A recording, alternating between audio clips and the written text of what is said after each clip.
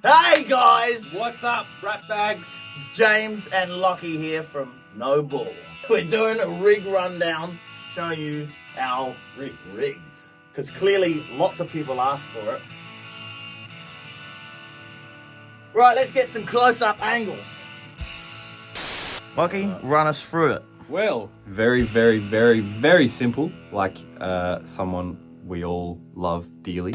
Gretsch Electromatic Double Jet. It's the G5222 model. Came with a black scratch plate on it, but I took that off because I didn't like how it looked. A bunch of the knobs had fallen off in just gigs and stuff. I've also snapped the actual knob on here. Like there's no underneath bit anymore, so the knob doesn't actually go on. But do you use that knob? I don't actually.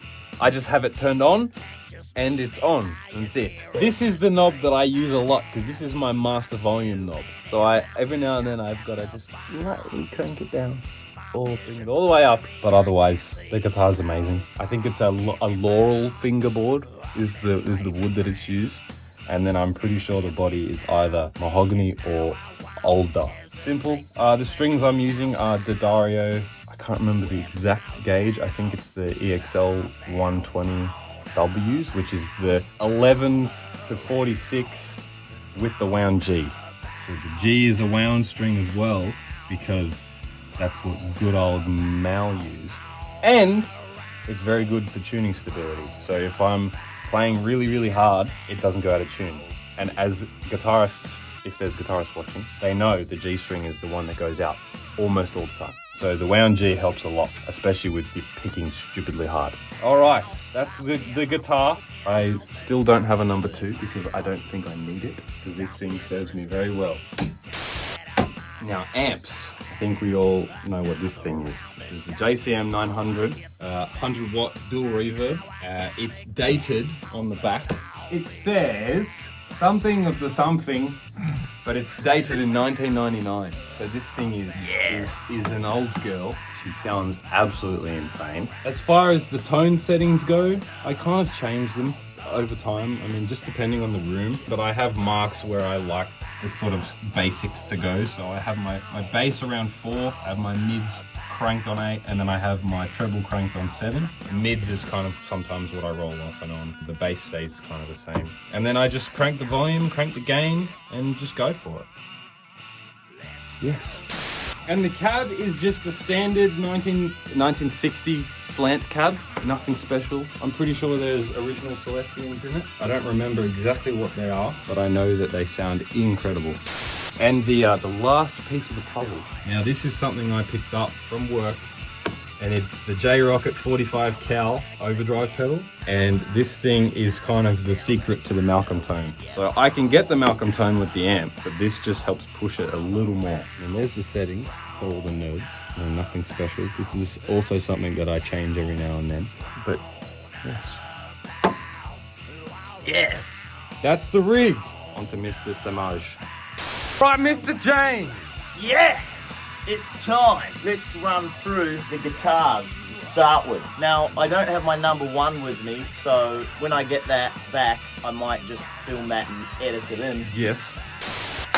Okay guys, I've got my number 1 here. It's an SG Pro. It's got brighter pickups than my black one, but slightly darker ones than the other cherry one there. It's my favorite. I use it on all the records. Well, I've used it on Unconscious for all the lead and solo tracks, as well as this new record that's coming out this year. Didn't use it on Stick It or anything before that because I didn't have it yet. You got the push-pull coil things, whatever they are. I've been having a couple of issues with them. As you can see, that's why I got the back off there, because of all the sweat that gets into it. Whereas the other two, they get the same amount of sweat, but I don't use the push-pull, but it's just the pots are scratchy or buzzy, or, you know, and even after cleaning it out, still a couple of problems there. So, but yeah. At the moment, I'm using Jim Dunlop USA blue 1mm Tortex grip. And Lockie's picks, these fucking switches between them all the time. So, back to the rest of the video. This is my number 2, Epiphone SG, and you can see it's pretty crusty. I got it second hand, but it was pretty unused then, but it's just all the battering it goes through. I use 10s, you know, the little pink packet Ernie ball Same strings as Angus. As far as what I have with my tone and volume, the tone I have on full, volume I have on 8, and I'll crank it to 10 for a solo. And on rhythm, volume's on full and tone's on 0, so I can just switch between it real fast and do that Angusy thing. Yeah, I don't really know what wood it's made of or what wood is on the fretboard, but I'm pretty sure the neck shape is a slim taper D. Haha, D. Don't zoom on me.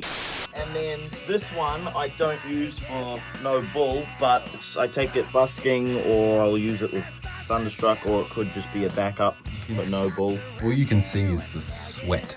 Yes, and the blood. Well, that's actually sunscreen because it's hot in Australia. Yes. The pickups in that one are nice and bright. They're really good for an Angus thing. The pickups in my number one are slightly less bright, which I like. That's really piercing to the ear. These ones are quite dull. That's why I don't use it on stage as much. Same setup with the volumes and stuff. Same neck shape.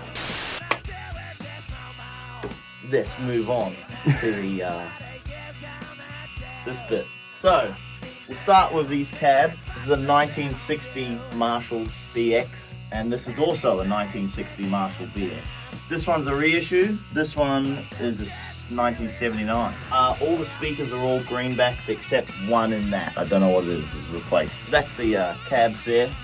These cabs are really what makes this head sound so good. This is a MG 100 HCFX, so it's FX for effects. I think that's what the FX is for, but yes. You got delays and reverbs and flanges and choruses and all kinds of stuff there. I just have them off all the time, don't need them. I just have my gain on about 3, bass on 2, middles on 5, trebles on 8, and then master and the volume are pretty much on 11.